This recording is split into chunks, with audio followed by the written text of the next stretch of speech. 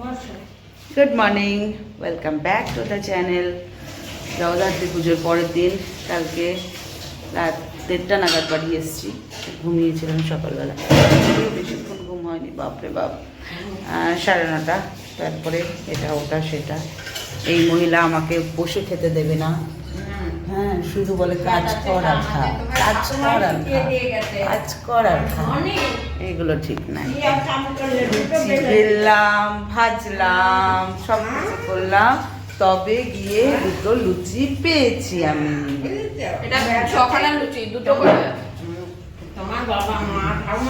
ঠাকুমাই বলে গেছে যে খেতে গেলে কাজ করতে হবে, প্যাট আছে কাম আছে, সেই জন্য এখন আমাকে দিয়ে এরা কাজ করাচ্ছে।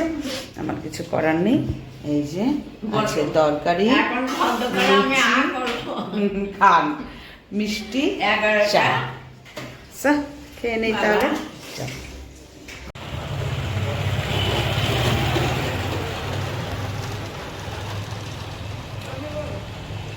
জলের ড্রাম নিয়েছো তো? টাটা।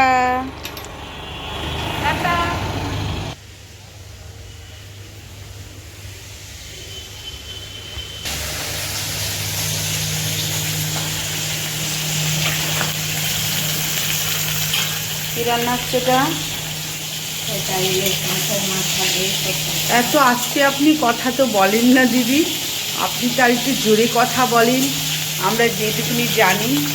আর এটা কী হবে? এটা 25 শাক সেদ্ধ করে রেখেছেন, আলু বেগুন দিয়ে হবে ইলিশ মাছ।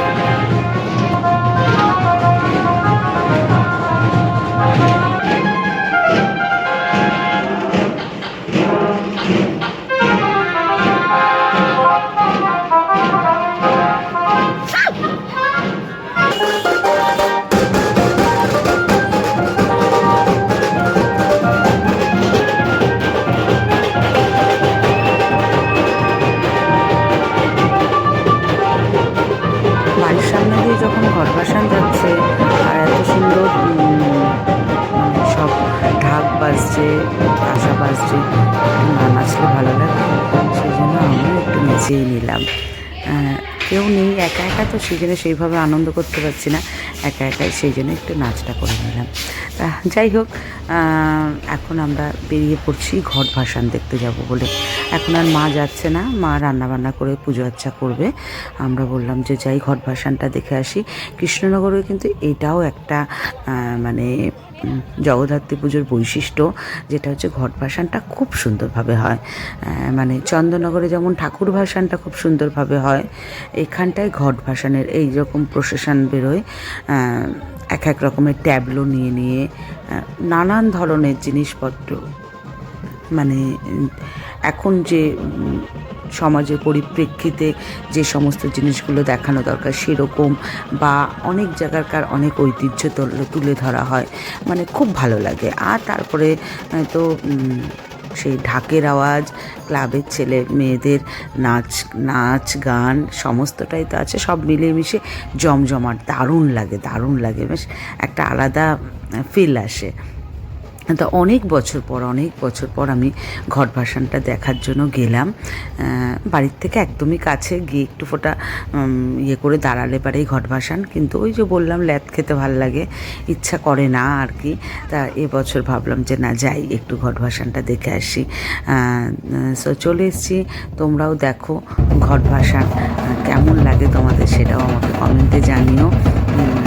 অনেক দূর থেকে কিন্তু মানুষ আসে কৃষ্ণনগরের জগদ্ধাত্রী পুজো দেখতে, জগদ্ধাত্রী পুজোর ঘট ভাসান দেখতে, জগদ্ধাত্রী পুজোর ভাসান দেখতে।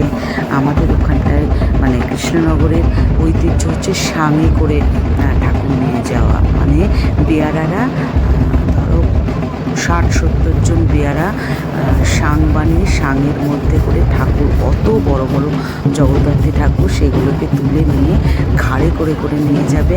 আর থেকেই ঘাড়ের মধ্যে থেকেই ইয়েটাকে, চালাটাকে ধরে ধরে নাচাবে।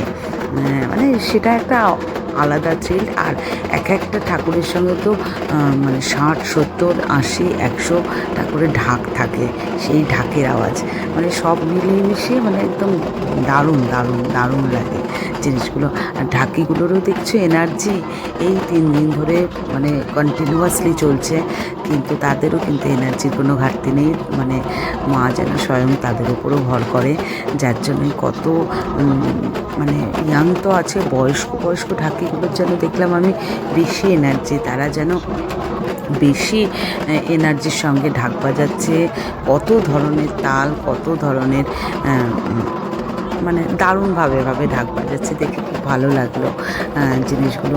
ঢাকিদেরও এই সময়টা বেশ ভালো একটা কর্মসংস্থান হয়ে যায়, কারণ একটা এতগুলো পুজো, প্রত্যেকটা পুজো প্যান্ডেলে মোটামুটি আমার তো মনে হয় না 50 জনের কম ঢাকি থাকে বলে, সেটা না হলেও 25-30 জন করে তো ঢাকি থাকেই একটাতে।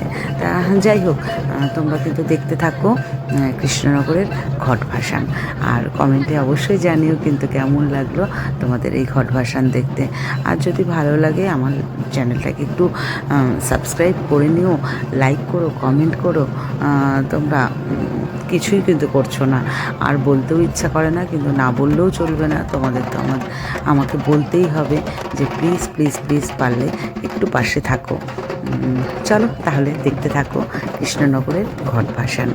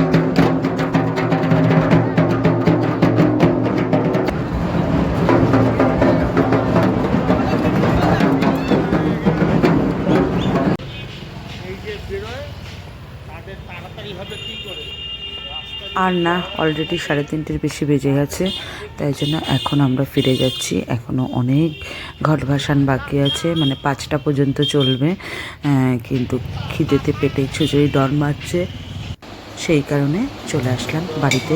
আর বাড়িতে এসে মার হাতের ইলিশ মাছের ঝোল, কচুর শাক, আহা হা হা, সেনবাবুরা বসেও পড়েছে। খাওয়া দাওয়াটা করে নিই তাহলে।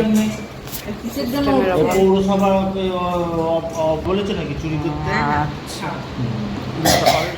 ওটাকে ইয়ে করে বলেই না।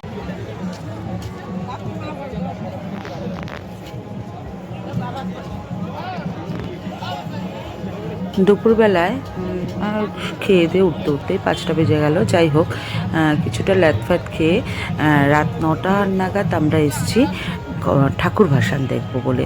যদিও আজকে হচ্ছে যেগুলো তোমার বাড়ির পুজো বা যেগুলো মানে ইয়েতেই রয়েছে যে আজকে বিসর্জন, মানে আজকেই দিতে হবে, সেরকম পুজোয় ঠাকুরই বিসর্জন যায়, যার জন্য আজকে বিসর্জনের হারটা ভীষণ কম।